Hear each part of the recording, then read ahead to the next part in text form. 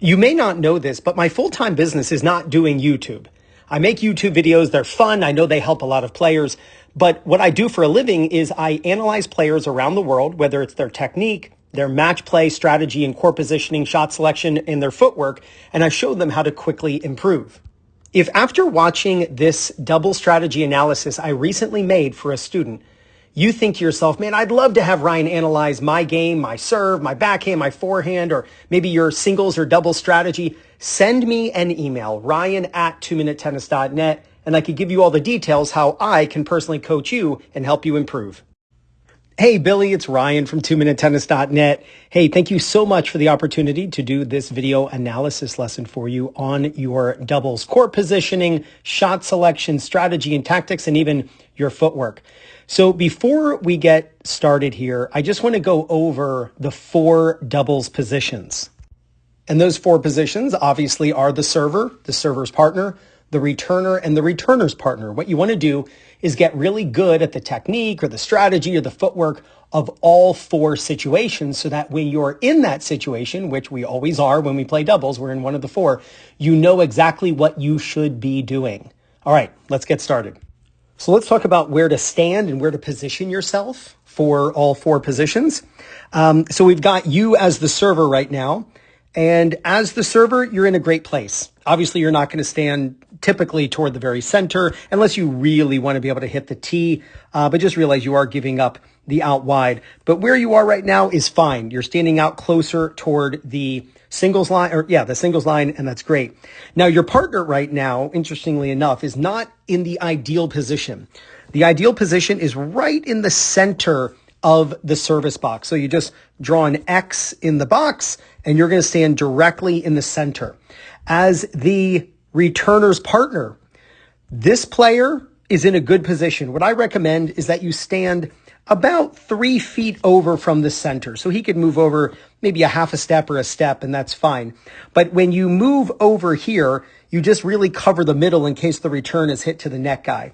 What you don't want to do is venture over, like I see a lot of people, they stand all the way over here, and they just leave this middle wide open if the return goes to the net guy. And this is actually why you want to stand in the center when you're the server's partner, is so that if a ball goes cross court, but not cross court enough, you're able to reach it, but you're still able to cover the down the line. And then when it comes to the returner, it's all based on the serve, right? So if the serve is really big, you can stand farther back to give yourself more time.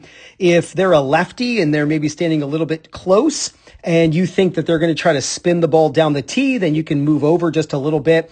You're just trying to bisect where the opponent can hit the ball. So in my experience, I've been teaching tennis for almost 29 years, and I can tell you rarely do I see all 4 players in the perfect position. So if you can be in the perfect position, especially as the server's partner and the returner's partner, standing in the very center of the box as the server's partner and standing about 3 feet on the service line from the tee, then you give yourself a big advantage just positionally over your opponents. Okay, so now let's go point by point and see how you can improve your game. So we'll see right off the bat, you are the server's partner and you look to be, drawing an X and in the middle of the box, which is great. Now, I teased with a voice message to you about understanding when the opponent's going to hit down the line versus when they're going to hit cross court. And all you have to do is look for something that's right out in the open, and you can notice it, from this point forward, and you'll never not be able to notice it. So there's something called inside ground strokes and outside ground strokes. Inside ground strokes are toward the inside of the court. Outside ground strokes, you guessed it, are on the outside of the court. Outside ground strokes tend to go cross court. Inside ground strokes tend to go down the line. Is that 100% of the time? Absolutely not. But is this, if you follow this, will you be right more than 50% of the time? Yes, you'll be right more than probably 70% of the time. When you are looking at the net player, you are the net player. When you're looking at the returner, if they are hitting an outside ground stroke, they are more likely than not hitting cross court. So watch how he turns for an outside ground stroke. As soon as he turns for an outside ground stroke, it would be correct to pinch the net strap because you will be cutting off in a perpendicular fashion the cross-court ball. And you can see that he hit the ball cross-court. If he were to be hitting an inside ground stroke, the forehand for him, but it doesn't really matter forehand or backhand for the basic idea here. If he's hitting an inside ground stroke, you would want to stay and predict that he is going to go down the line. Now, this actually flies in the face of conventional coaching. Conventional coaching says when the ball's on the outside that you follow it. And when the ball goes down the tee, which is an inside ground stroke toward the inside of the court, you follow it. But that's actually not dealing with reality. Reality is more like baseball. Like think about, I'm going to draw a baseball diamond. So there's a baseball field, and then here's third base, second base, first base, right? So when you've got the batter right here, if the batter is right-handed, so they're on this side, when the pitch comes in, the pitch is going to be from here. When the pitch comes in, right-handed batters tend to hit the ball this way. They tend to hit the ball to left field, just like left-handed batters tend to hit the ball to right field. Do they always do that? No, but will you be right more than you're wrong if you predict that? Absolutely. You would be right more than you're wrong. Well, guess what? Your opponent, it's the exact same thing. When he turns for his backhand, that's like he's left-handed. And a left-handed batter hits the ball to right field. A right-handed batter, and that for him, since he's right-handed, that's his forehand, hits to left field more often. See how this works? So you can predict, just like baseball, the direction they are going to hit. And instead of just wondering which way they're going to go, you can be right 75, 80% of the time with this simple idea. So watch, he turns toward the outside ground stroke and you start to pinch, which is the exact right thing to do. And he ends up, I think the ball actually goes in. Yeah, he ends up hitting the ball in. That's fine, but it was very close to the line. But this is correct. It was an outside ground stroke and you predict as a left-hander, right? He's hitting on the left side, so he's going to hit to right field.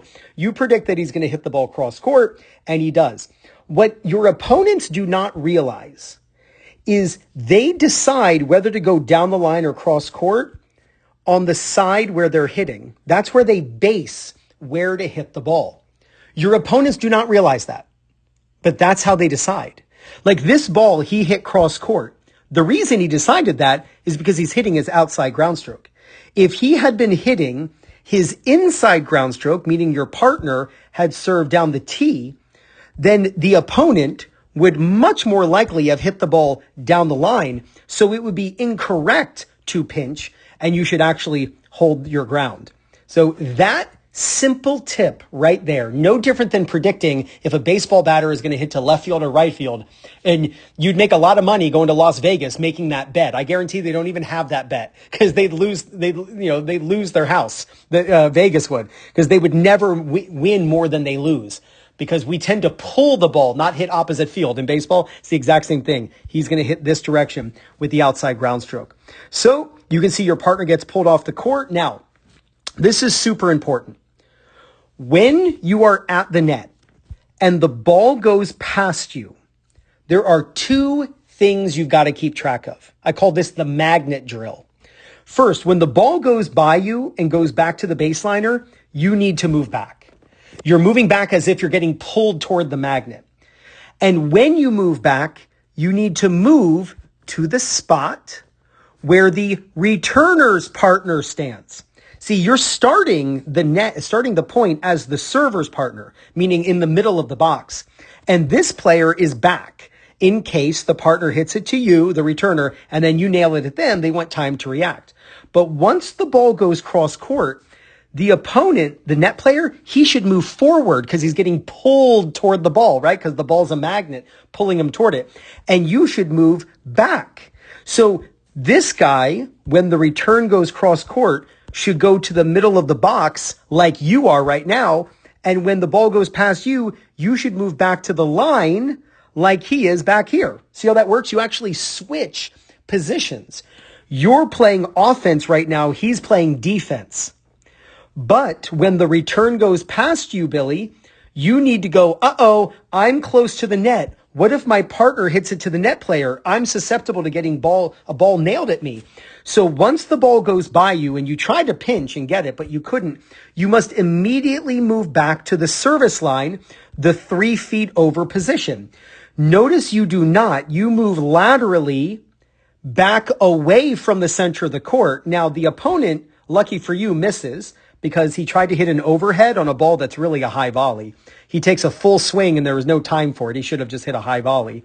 And then he ends up hitting the back fence. But you can see here, if he just hit a normal volley, he could have just hit it right there because you're vacating the court. See, there are basically 3 places you want to be when you are at the net, Billy. You want to be in the middle of the box when you are the server's partner. You want to move toward the net strap as whenever you deem that the ball is going to go cross court, right, on the outside ground stroke. And then if the ball does get by you, then you want to move back to the returner's partner's position. So there's a triangle that you make over and over and over again. You make this part of the triangle when you're trying to intercept the cross-court ball. When it gets past you, you move back to the returner's partner's position, about a yard over from the center. And then if your partner gets it back cross-court, well, then it's time for you to attack again, and you go forward. So there's this triangle that you want to get used to. You have this part of the triangle. You just showed it. That part where you're trying to intercept it. But once the ball got by you, you went back laterally. That's going to really leave this open. If your partner hits it to the net player, they can hit right through the middle. So you want to move to here to really bisect where they can hit that ball. Understanding those 2 concepts, the inside versus the outside ground strokes, and then knowing that when you're at the net and you pinch to try to intercept it, but you can't get it, that you're supposed to move back to the service line because this player is now moving forward and they're going to play offense while you play defense trying to defend. That will make you so smart. And rarely do I ever see players doing this. By the way, none of these players were doing what I'm teaching you. So if you can learn this, you have a huge advantage. You will start beating players you've never beaten before just with those concepts. Now, there is one last piece of advice I'm going to teach you on this. And that is, when you move to this position, I have to teach you where to look. The rule is very simple. When the ball goes by you and you move back to the service line, look at the opposing net player. You want to write that in stone. When the ball goes behind you, move back to the returner's partner's position, and then you look at the opposing net person. Notice as you move, you're looking at your partner. If you look at your partner, you don't know what this person's doing. Are they covering the alley? Are they pinching and covering the middle? So even though you see your partner hit the ball, you don't understand the quality of your partner's shot because you don't understand it in the context of where the opponent's standing. So if you look at this player as you move back to that position 3 feet from the tee, you will know, did the ball go over their head? You'll know if it goes down the line. You'll know if it goes right to them. You'll know if it goes cross court because this player will tell you with where their racket goes or where they look. If you look at your partner, you don't know what this player is doing. But if you, as you move back, you look at this player, you'll know exactly what your partner did because this player is going to react to it. Just those tips right there are going to make you a doubles master. All right, let's go to the next point. So everyone's good. You're in the middle of the box. This opponent is very good. They're maybe 4 feet from the center tee, so that's great. That's fine. Now, what should you do? This is an inside ground stroke. Inside ground strokes, where do they usually go? Do they usually go cross court or do inside ground strokes usually go down the line? Inside ground strokes typically go down the line. So you'll notice you start to move toward the net strap and he hits the ball right to you. What you will start to notice, and it's right out in the open for everyone to see. If you start, let's say you go to the tennis courts before your court time, right? And you're sitting there watching people play doubles. You'll be amazed how you're right 60, 70, 80, 90% of the time when you just watch inside versus outside ground stroke and start predicting down the line versus cross court ground strokes. So you would want to hold your ground on an inside ground stroke. The ball's coming right to you. Now, the ball's coming right to you. Where should you hit this ball? It's very simple. There's an easy concept in knowing where to hit the ball in doubles. And it's very simple. Baseliners should hit to baseliners. Net players should aim at net players. If you want to be right 80% of the time with when it comes to where you aim your shots, what you want to do is just hit the ball to the opponent who is standing where you are standing. Hit the ball to the opponent who's standing where you're standing. So you're at the net, and you should not hit the ball back to the baseliner because they have more time to react. You hit the ball at the net player, and he doesn't have enough time to react, and you end up winning the point. Now, are there exceptions to this rule? Yes. But if you follow the rule 100% of the time, you'll be right 80% of the time. I'll explain later on here one of the exceptions to this rule. But this was awesome. Now, why is it bad that the baseliner hits it to you? That's because a baseliner is hitting to a net person. That's not a good idea. Baseliners should not be hitting it to net players for obvious reasons. Net players put the ball away. That's why you typically see a cross-court rally occur in doubles, because the baseliners are trying to avoid the net players. The net players, though, can't make the mistake. Let's say this guy's hitting an overhead. He shouldn't be hitting it to your partner because the partner has more time to react. You have to treat high volleys in doubles or like overheads like you're playing dodgeball. And when you're in gym class, when you're in middle school and you're throwing the ball at people, you look for the kid closer to you because they have less time to react. So you had a ball above net level and you end up hitting it to the side of the court where the person closer is standing. He does not have enough time to react, and you win the point. That was awesome. All right, let's keep going. So what ground stroke is this? Inside or outside? This is an inside ground stroke. Notice your movement. You should be holding. Do not move. And you do move. This is one of those where the ball barely went over the net. Your partner could not get it. That was just one of those frame jobs. The guy hit the frame, so who knows where he was even trying to hit the ball because he completely framed it. But that would be a time you would want to hold your ground. And let's go again, just to beat a dead horse. All right, what kind of ground stroke is this? Inside versus outside? This is the inside ground stroke. He's hitting the ground stroke toward the inside of the court. And where do you move? You pinch. And notice he hits down the line, and you barely get your racket on the ball, and he ends up hitting to the feet, and you're unable to get that ball over the net. Just watching the opponent and just looking at them and understanding inside versus outside ground strokes. When the ball is outside, you predict cross court. When the ball is inside, you predict down the line. Will you be right all the time? No, you will not. Here's the beauty, though. You don't have to win every point to win a match. If you want to win a match, like the average match that ends like 6-2, 6-2, if you win a match 6-2, 6-2, you won 55% of the points. Isn't that crazy? I mean, 6-2, 6-2, you destroyed the other team, but you only won 55% of the points. So don't set this unrealistic goal of you're using a strategy, and since you lost using the strategy, you lost a point, you go, well, that strategy doesn't work. No, you can use strategy, and it's okay if your opponents score points. That you're never going to win a match where your opponents don't even win a point. Like, that's ridiculous. Of course they're going to win points. So if you have a strategy that is just more often than not, you're right, then keep using it because you know logically that you're going to end up the winner. Okay, so I want to show you something about the opponent here. You do not want to copy this. If this guy were in the middle, that would be one thing. But he's just in the middle of the box.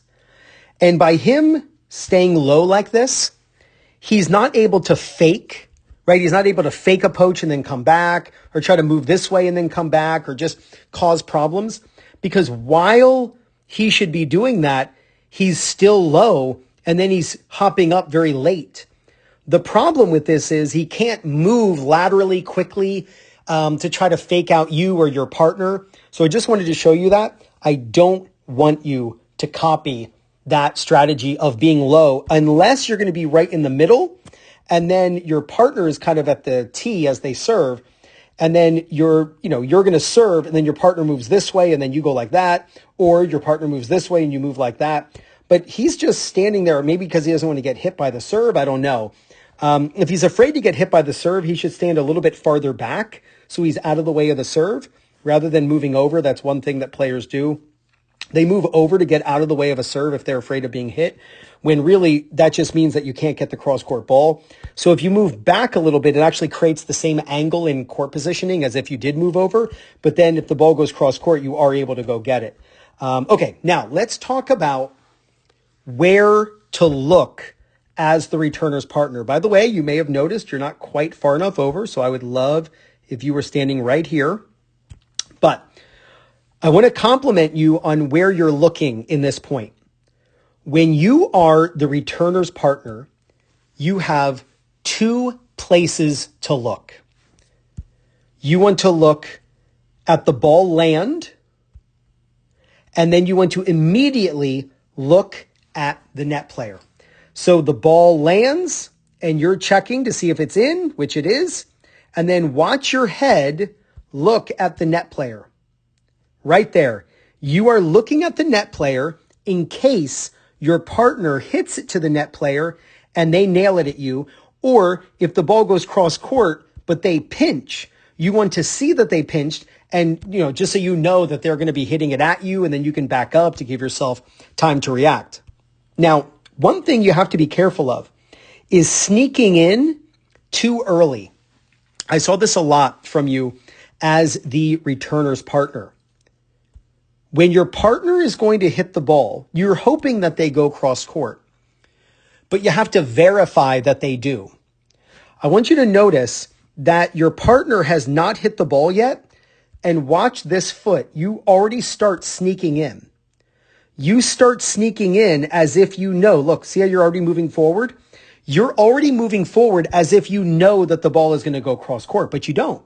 The ball might go to the net player, and if you go forward, you open up the middle of the court, you also have even less time to react. So you want to be on the service line until you verify, does the ball go to the net guy? And if it does, you move back so that you have time to react. And if the ball goes cross court, you move forward because now you're going to attack. But you need to wait to see where your partner hits the ball. And you watch this player. Remember, when the ball goes behind you, you look at the opposing net player because they're the first person who can hurt you. So wait to see where the ball goes. You already start sneaking in. Luckily, your partner does not hit it to the net player. And luckily, the net player did not pinch this ball and nail it at you. So you did get away with it, but I still want you to verify where the ball goes and then move accordingly. Now, you go forward, which is correct. And you can see that you start on the service line. And when the ball goes cross court, remember the magnet drill, you're going to get pulled toward the magnet. So you should go forward. And this is that triangle that you're going to make, right? You're going to go forward, then you're going to move over to pinch. And then if you can't get it, you move back to here. And then there's just this triangle that you make over and over and over again. And you don't just wait and, see where the ball goes. You're actively moving, playing offense and defense. Well, your partner hits the ball cross court and you correctly move forward. Now look where the opponent goes. The opponent knows exactly what to do. See how he's moving backward? He's moving back. That's that magnet drill. The ball goes cross court. You go toward the ball. He moves toward the ball.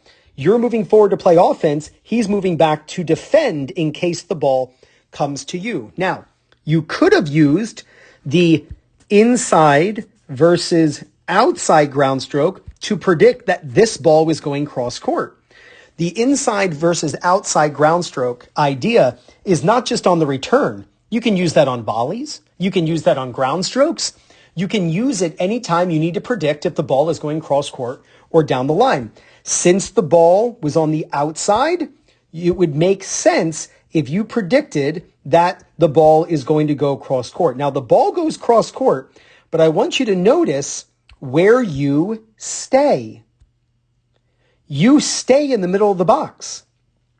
But I want you to look at this player. Watch how he attacks and goes forward.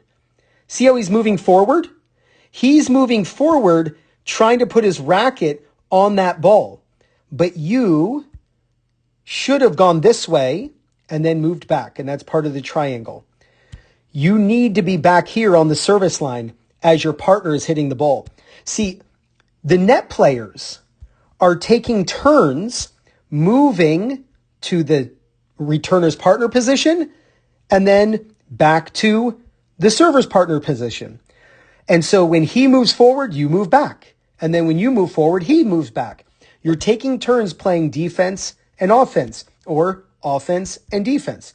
So right now you need to be moving back to play defense because your partner is hitting the ball. So you need to move back because this guy is moving forward to attack this cross-court ball, and he's trying to nail it at you. Why? Because you want to aim your shot to the opponent who is standing where you're standing. Baseliners should hit most of their shots to baseliners. Net players need to hit most of their shots to net players. If you follow that 100% of the time, you'll be right 80% of the time. So this guy's moving forward to try to intercept the cross-court ball, so you need to move back to have time to react. Luckily, the ball did not go to the net guy, and he was not able to reach it. Otherwise, you would have gotten nailed with that ball. So you're lucky that the ball was not hit by the net guy. Now, here is a scenario where we get to break the rule. This is that exception I was talking about when you are aiming your shot. Remember, baseliners hit to baseliners, net players hit to net players. If you do that 100% of the time, you'll be right 80% of the time. Here's one of the exceptions, though. Here's one of the 20%. You have a low volley. This idea of when you're at the net, you nail it at the other net player because they don't have enough time to react. That's for when you have a ball that is above net level. A high volley, an overhead. Anytime you are contacting from above net level, you need to hit at the opposing net player. Well, you have a low ball. You don't want to pop it up to the net guy because then he'll nail it at you, or he'll hit it through the middle and then nobody can get it. So you need to hit the ball to the side of the court where the baseliner is standing. So the rule is simple. When you're at the net, nail it at the other net player because they're not going to have enough time, or just hit it to their half of the court and the ball will go right by them. But if you have a low ball, you break that rule and you hit it to the side of the court where the baseliner is standing, because then you will have more time to react to their shot. And look what you do. You hit it to the baseliner. That was absolutely awesome. Now, look where the baseliner is hitting. They're hitting an inside ground stroke. So what does he do? He attempts it down the line and he ends up missing it, right? But he chose the down the line, by the way, because it was an inside ground stroke. And that was the powerful shot where he had leverage to go down the line. So hopefully that helps you to know when you can vary things when it comes to where you aim your shots. One of the exceptions to the rule, when you have a low volley, you don't hit it to the other net player. You hit it to the person farther from you, the baseliner, because then you'll have more time to react to their shot. All right, so we got another point here. Look at this, inside ground stroke. So what should you do? You should stay, and look, the ball came right to you. And then you put it through the middle and you won the point, and you even said, oh, that was lucky, or you said something about it being lucky. And it wasn't lucky. I'm telling you, this is how you decide when to cover the alley. You just look inside versus outside ground stroke. Everyone's going to think, how are you so good? Like, can you read my mind?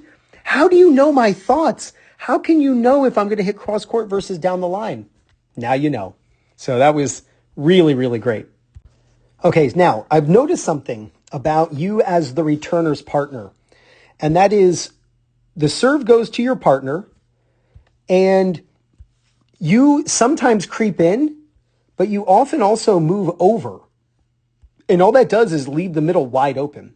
You're standing where you're standing to clog up the middle, and if he wants to hit a winner away from you, he's going to have to hit a crazy angle, very short, delicately, cross court. But if you move over, then you're just vacating the big area of the court and making it easier for this guy to hit through. Watch how when the serve goes over the net, Look at your move. Watch what you do. See that little hop? And I know it's minuscule, but it leads to more things. It's you move before you see where your partner hits the ball. Again, you don't want to move before you see where your opponent is hitting the ball. You want to just stand here, and if the ball goes to the net guy, or if the ball goes cross court and you're watching this guy, right? Remember, you watch the ball land, and then when the ball is going to your partner, you then look at this person, and you'll know what your partner's doing with their shot. You don't look back. Do not look back at your partner hitting the ball. You just watch this player, and then you know what your partner's doing, plus you know what this person's doing. But when your partner's hitting the ball, you just have to sit here and watch. And then if they look like they're going to hit it, then you move backward. If you watch them and they're just watching the ball go by, then you know to come forward. So don't move forward or don't move over. Just wait till you get the information and then move accordingly. So the ball goes cross court. Watch how you move forward, which is awesome. You're moving in. Why? Because you're playing offense. You're now the offensive player. You're now the server's partner, right? Remember at the beginning of the point, this guy is up and you're back. Well, if your partner hits it cross court, now you two switch. He should go to here and then you go to here. Those are just the two places you go, right? And so the ball goes cross court from your partner. You then go forward. Watch the opponent, by the way. Watch how he goes this way. He's actually vacating the middle. So if the partner hit it there, you would have this easy open shot. That's why when he moves back, he's got to move toward the tee, not move away from the tee, leaving the middle open. But the ball gets past you. But where do you go? Notice where you go. You're moving straight back. When you came forward to attack, but then the ball went past you because the guy back here did his job of baseliner hitting to baseliner, you moved in, but now you have to move to the returner's partner's position, which is 3 feet from the tee. Again, I'm trying to just beat this into your mind over and over again. I want you to be sick of me saying it. And if you're already at that point, then I'm doing my job, right? My goal, you don't want to hear it until you get it right. You want to hear it until you can't get it wrong, or learn it until you can't get it wrong. So you should move back at an angle. Watch how you go straight back. And that leaves the middle open. If your partner hits it to the net guy, the middle is more open. Let's see. Yep, you guys are moving. Now look at you looking back. I don't want you looking back. I want you looking at the opposing net player. When the ball goes by you, rarely should you look back. That's the better word to say. Rarely look back. You should be looking at this guy. By the way, let's predict because I don't know where. Let's predict where your partner is going to hit it. Where do you think he's going to hit it with what we've talked about? Is he going to hit cross court or down the line based on inside versus outside ground stroke? I'm going to predict that he's going to hit down the line, and we should be right about 75% of the time with that prediction. Oh, we hit down the line and we were correct. And the ball goes through the middle and he wins the point. So I'm not saying that the down the line shot is what he should go for. I'm saying that's where he will hit it. If you guess that way, you will be right 75% of the time. Now, you might be saying, Ryan, should I be following that? Like, should inside ground strokes go down the line and should outside ground strokes go cross court? No.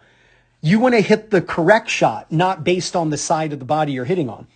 And your partner should be hitting this ball cross court, coming in, you two create a wall, and then you pick on the net guy. But he went for the down the line shot, and the reason he went down the line is because it was an inside ground stroke, and it was just the easiest shot to go for. So it was a good point by them. But now you're starting to see, wow, like doubles is so predictable. You can almost guess where everyone should hit the ball and where everyone should stand. Once you master this, you will dominate your matches. So now let's talk about lobbing. So your partner right now is going to lob down the line. So let's talk about where everyone should go. It's very simple. When your team hits a great lob, the lobber and you should put your toes on the service line. Let me say that again. The team who lobs should put their toes on the service line. So you would move back slightly to right here. Your partner would move forward to right here. you create a wall on the service line. Why? Because when you lob, usually your opponent lobs back. And what shot do you want to hit off of your lob? You should try to hit, what type of shot should you try to hit off of your opponent's lob? Because when you lob, they typically lob back. Well, you want to hit an overhead. Your partner, if he stays behind the baseline, he cannot hit an overhead off of a lob. And if you get tight to the net, then it's too easy for the lob to go over your head. Unfortunately, that's what most players do. The lobber stays back and the partner gets tight to the net. And then the lob that you hit, you squander because they hit a lob back that goes over your head and in front of the baseliner. So let's see what your partner does. Your partner stays behind the baseline. And you can see what you do. You're halfway up in the service box. Now, we have to talk about what this team should do. When your partner lobbed, obviously this person should go over here, but this player should move back to the baseline. The team who is lobbed should retreat because they're afraid of the ensuing overhead from your team, especially if you put your toes on the service line. So what should happen is when a lob occurs, the lobbing team goes to the service line. I say put your toes on the service line because it keeps you back from like creeping in too far. And the team who was lobbed switches and goes to the baseline. In fact, let's look at a high-level college doubles point. We have Duke versus USC. So let's check this out. What ground stroke is the returner hitting? He's hitting an inside ground stroke. So guess where the ball often goes? I'm not saying it should go there. I'm just saying it often goes there. And this player often chooses that, even against their own knowledge of where they should hit. Like, oh, he hit across court. He's going to hit down the line. And look where the net player stays. Notice the net player does not crash the the net strap. Why? Inside ground strokes get yanked down the line. So he properly predicted to hold, and now he gets the volley. Now, here is a lob that goes over the Duke player's head. So where is everyone going to go? So this player should run back. This player should run back. And they're moving back because if the partner runs back and then lobs, and if this team goes to the service line, they're going to nail the ball if the net guy stays up. So he's moving back, seeing into the future of what possibly could happen. So this team should go back to the baseline, and this team should go to the service line, and not any farther in. No farther in, just the service line. And they're going to be like a punt returner in football. Where do you stand as the punt returner? Well, you stand kind of in the middle of where you think the punt's going to land. It's the same idea. So the lob goes over Duke's head, and look where this guy ends up. He ends up out of the screen. In fact, we see this guy and we don't see this guy. That's not what you typically see in rec doubles. In rec doubles, the net guy stays up. And that's good for the lobbing team because you put your toes on the service line, but no closer. This partner goes back and gets it. This player stays up at the net. They are a dead duck. The person who runs back lobs it. And then no matter where he lobs it, both of these players get to nail it at this person who stayed up at the net. But if you're playing for Duke, on a full tennis scholarship, and you play for USC on a full tennis scholarship, then you know what to do. Look at these guys. Notice they both went to the service line. And this guy was moving back before the lob ever occurred. And now this guy hits an overhead. And as he's hitting the overhead, this partner has moved back. So when he nails him, he's like, hey, wait a minute, you moved back? Why didn't you stay up when you switched like everyone else? And he hits the ball. Now this guy hits a little angle off the court, which was nice. But this is not typically what you see in rec doubles. When a lob occurs, the team who is lobbed should switch and go to the baseline. The team who did lob should put their toes on the service line. Let's say this person is all the way up at the net. They would move back to put their toes on the service line. This person moves forward. It's not lob and move forward. That's not what you want to hear from my instruction. It's when your team lobs, you go to the service line. If you're on the service line already, then don't go anywhere. If you're in front of the service line, then you move back. If you were at the net and your partner lobbed, you would move back to the service line. The partner moves up to the service line, the lobber. But this right here is a perfect example of exactly where to go after a lob. Okay, so I do want to talk to you about your return of serve and your split step in particular. So I really like how you split step, and you can see it right there. You split. The problem is you tend to split step too late. Now, the proper timing of a split step is to land your split step between 0.2 and 0.25 seconds after the opponent makes contact with the ball. You do not want to land after that, and you do not want to land before that. The reason we want to land 0.2 to 0.25 seconds after the opponent makes contact with the ball is because we're trying to synchronize our brain and our reaction time, seeing where the ball is going off of the opponent's racket. We want to synchronize that with when our feet hit the ground. So let's go to the contact. So we'll just say that's the contact right about there. Yeah, we'll say that right there is the contact. I mean, he's about to hit the ball in like 1/100th of a second. So it's fine. So let's put a timer down and let's see if you're in that range, 0.2 to 0.25 seconds when you land your split step. So let's see. And right there, you land your split step, 0.4 seconds. Too late. Let me give you an easy hack for timing the split step on the return of serve. See the opponent jump. When your opponent jumps, that's when you should jump. Have you ever considered that the jump of the split step on a return just so happens to coincide with the jump of the server? If both of you jump at the exact same time, or I should say, if you jump as he's jumping to time your split step, you will land between 0.2 and 0.25 seconds, which is your reaction time. So that when you land, you're reacting to where the ball's going. And the moment you hit the ground, you can move in any direction to steal an ace or to get out of the way of the ball. Let me show you Berdych versus Djokovic to show you this. I want you to notice as Djokovic jumps up, so does Berdych. Look how they're jumping in unison. This is every pro, no matter what. This is the proper timing of the split step. So there's the contact basically.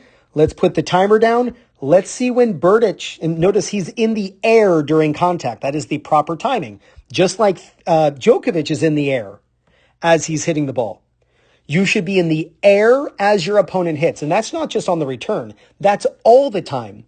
But it's the easiest to time the split step on the return because if your opponent jumps, you just jump with them. And when you jump with them, the 0.2 to 0.25 seconds happens on its own. So let's zoom in. Let's put the timer down and let's see when his feet hit the ground. Look at that. Look at that, 0.23. Right in between 0.2 to 0.25 seconds. Remember, you didn't land your split step until 0.4 seconds, so that was way too late. If we go back to your video, you'll notice that he's jumping and then you jump. Watch it. You can see, watch him. He jumps and then look at you and then you jump. And so it's late. So when you're reviewing footage, if you happen to film yourself again and review the footage, just notice, are you jumping as the server is jumping? And that will synchronize your brain and your reaction time because we all have a reaction time. We're not reacting the moment the ball comes off the opponent's racket. When the ball comes off the opponent's racket, our brain processes what we see and then it has to send the signal to the body. So there's a delay. So we want to land when the signal is being sent to the legs and to the body. That way, the moment we land, we explode. If you land too early or too late, you end up being slower and not reacting as quickly, physically moving in any direction. Now, if we go back to that point where I wanted you to move, your partner to move to the service line, I wanted you to move back to the service line because it was the lob. Notice how this guy stayed up at the net. And that's good for you because if the ball goes to you, you get to nail it at this guy. Remember, just like Duke, he should have moved back. And watch what happens. The ball comes right to you and you nail it right at him and he has no time to react. That's why when the lob occurs, he should have moved up to the service line. You'd move back to the service line. And if they hit a ground stroke, you can always quick move forward and get it out of the air. But whenever you lob and this guy stays at the net, like the lob is an amazing tactic to use then. Lob, let this guy stay at the net and then go to the service line. And then the next ball that comes to you, you nail it at this guy. So I love this. You had the high ball at the net and high balls at the net. You go to the net player, no time to react. Nice job. So now, Billy, let's look at your serve and volley. So when you serve and volley, you want to take 3 steps and then split step. So let's see if you do that. So landing is step number 1, then step 2, then step 3, and then split step. Now you'll notice you take 4 steps. All you want to do is 1, 2, 3, split step. When you land on your serve, that's step number 1. So right there, that's step 1. Then step 2, then step 3, you should be split stepping on this next step. But watch how you take another step. That's your 4th step. There's no time for that. And then you split step. So let's compare this now to the contact. So let's go to the contact. There's the contact basically. So now let's put a timer down and you do split step. But let's see how long it takes you to split step after contact. Remember, 0.2 to 0.25 seconds, which will occur if you do the 1, 2, 3 split step. So let's see from this point how long it takes for you to split step. And right there, your foot just hit the ground. 0.53. Holy smokes. You split stepped, but it was too late. And what ended up happening, you couldn't get your racket on the ball. Now, you may have thought that your partner was going to get the ball, and that's a perfectly reasonable thing to think, right? In this scenario, I thought he was going to hit the ball too. You can see that the ball crosses the net very far, like on his side. He could have easily gotten that. But you'll notice, watch how he's moving backward. As the returner hits, look at your partner already stepping back. So he's not aggressively moving or now you might say, but it's an inside ground stroke. So he thought he was going to cover the alley, which again makes total sense. But he's not being very aggressive on this ball, and that's fine. Well, look what happens. You are unable to put your racket on that ball, which means what? You're unable to cover the middle when he's busy covering the alley on the inside ground stroke. Remember, it's 1, 2, 3 split step. 1, 2, 3, and then you should split step right now. But you take a 4th step and then split. There's no time for that. Here's Rendy Liu. I believe he is the most decorated Taiwanese player in the country's history. He's won the most amount of money on the Challenger Tour, actually in Challenger Tour history, and he's actually the most decorated Taiwanese player. But he's hitting against Murat Safin here. So watch, he serves and volleys. So watch, there's step 1. When you land, that's step 1. Then step 2, step 3, split. And let's see when he split steps. There's contact. So let's see when he split steps, 0.2 to 0.25. Let's see. There it is. He just landed 0.25 seconds after contact. There's the contact for Murat, and there he's landing. And that means he's landing with his feet when his brain is recognizing where the ball is going. So as soon as he lands, he can quick get in movement. And if the ball goes here, he can go this way. If the ball goes here, he can go this way. If the ball goes over his head, he can stop and move back. When you time the split step after they hit, and a predictable amount, 0.2 to 0.25, then when you land, the brain is sending the signal as the foot hits the ground, and you can explode in any direction. So that is the proper footwork on a serve and volley. So you want to go out and practice that, Billy. Hit your serve. When you land, that's step 1. Take 2 more steps, 2, 3, and then split step. And you'll be able to react to the return that your opponent hits. All right, the last thing I want to show you is where to aim when your opponents are next to each other. Meaning like your opponents are both back or your opponents are both up or they're in the middle, right? Whenever your opponents are next to each other, you should aim down the middle. Now you start moving backward and he can see that. So as he's coming in, he can see that you're moving back. Now he gets a little too close to the ball and all that, and he kind of frames the ball, and the ball goes down the middle, and it somehow lands on the line, and he can't believe it, and his partner's like, that's amazing. And he obviously didn't mean to do it because he framed it. But what did hitting through the middle do to the two of you? Notice how the two of you part like the Red Sea. Watch this.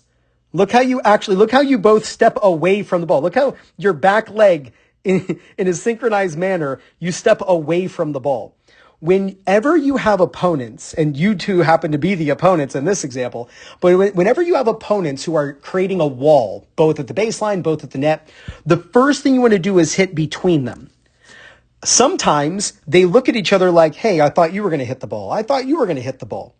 Other times you hit down the middle and they both go for it and they crash rackets into each other. But what ends up happening when you hit to the middle is they'll go toward the ball and then you open up the angles on the second shot. See, a lot of times players in this guy's position right here, they're too quick to go for an angle. They're thinking, oh, I'm going to go for an angle and keep the ball away from, let's say, the players who are both at the baseline. And I know you're moving back right now, but let's say you're both back established. Oftentimes, this player will try to go for the angle right off the bat. It's like volleyball. You got to bump and set before you spike. You got to set things up. So whenever you see players both back, especially at the baseline, just hit a ground stroke down the middle. They will converge on the ball. And now you just made it easier when that ball comes back to then go for the angle on the second shot. It's called beating those teams from the inside out. So he hit not the greatest shot in the world, kind of shanked it, but the two of you didn't know who was going to get it. So there was a bit confusion. You both moved away from the ball and he got his desired result, right? But let's say you both did go for the ball and one of you hit it. Well, now he can go for the angle because he's just opened up all of this space on the outside because he's moved you into the middle. All right, Billy, let's look at some of the game-changing tactics that we discussed in this analysis. Obviously, I went over a lot, so I can't just repeat everything, but we're going to talk about the main ideas that if you copy, you're going to win more matches. I 100% guarantee it. Number one, aim to the opponent who's standing where you're standing. You're at the net, aim for the net guy. If you're in the baseline, aim for the other baseliner. Is this right all the time? No. Is it right 75% of the time, 80% of the time? Yes, even more than probably.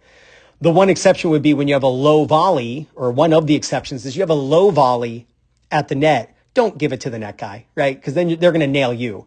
So you do hit it to the baseliner. But again, that's part of the exception. Number two, when you're at the net, move like the ball is a magnet and it's pulling you toward it. So remember, when you're at the net, your opponent is trying to avoid you typically.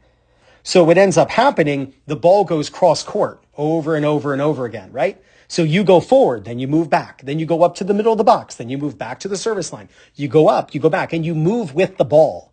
When the ball goes behind you, that's when you retreat because you're afraid of the net guy nailing it. But if your partner hits it cross court, then you're like, sweet, thanks for not hitting it to the net guy. You move forward and you attack. Number three, when the ball goes behind you, remember you're going to move back to the service line. Look at the opposing net player. So you move back, but don't look at your partner behind you. Turn your body and look at the opposing net person because they're the first person who can hurt you. So you want to watch them to make sure they're not nailing the ball at you. Number four, when you're lobbed, switch and move to the baseline. You just saw that with the Duke players. When you are lobbed, if you stay at the net and say switch and you stay up as you switch when you're at the net, well, then your partner in the back could be in major trouble and you're at the net like everything's fine. And if the opponents get a high ball that they can slam, guess where they're slamming? They're slamming it right at you. Now, when you lob, both you and your partner need to put your toes on the service line. And I used to say just go to the service line, but usually when I say that and when people hear that, they creep in and they go to the middle of the box. So I try to be more specific and just say, you know what, just put your toes on the service line.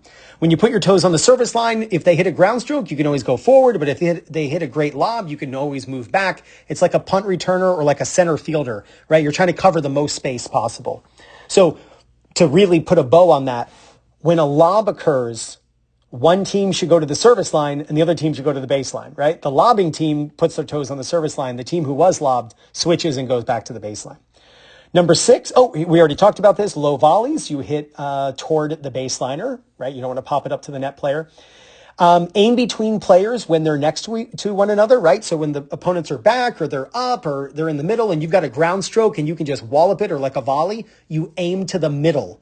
Bring them together or create confusion like we saw in that last point, and you'll just get some free points because it's like, I thought you were going to hit it. I thought you were going to hit it. It's like the Spider-Man meme, if you've seen that. It's like you're all pointing at each other like, wait, I thought you were going to get it. But if you hit to the middle, they also will converge, and that opens up the angles, and then it's not so risky to hit an angle and keep the ball away from them. Number 8, inside versus outside ground strokes. Use this to predict cross court versus down the line. Are there exceptions? Yes. I'll tell you this. When the outside ground stroke is a backhand, it's going cross court. When the inside ground stroke is a forehand, it's going down the line, right? Like that's when it's truly the most common. When the outside ground stroke is a backhand, that ball's going cross court. They're not taking it down the line. And when the inside ground stroke's a forehand, they're going to rip it up the line. That's when it's actually the most common that they do that. But if you just have that idea in your mind, you will be right 3 times out of 4, and your opponents will wonder why you're psychic. And then number 9, when serving and volleying, take 3 steps, with the first step being when you land out of the serve, and then split step. You took 4 steps, and your split step was late. You have very good split step technique. You just tend to split step a little bit too late. 0.4 seconds, 0.5 seconds after your opponent hits, and really it needs to be 0.2 to 0.25. Billy, thank you so much for the opportunity to do this video analysis for you on your double strategy. So think about these ideas when you're playing. Just pick one of them and try to implement them. Either take them on court with a lesson and say, hey, I want to work on this one specific thing. I want to work on the serving and volleying footwork, or predicting inside versus outside ground strokes, or hitting high overheads toward the net player. Whatever it is, pick one thing, go out and practice it with friends or in a match or taking a lesson. And the goal is you keep adding all of these ideas, and there's no doubt you're going to gain confidence, win more matches, and play much better tennis. This is Ryan Reedy from 2minutetennis.net. Billy, you got this.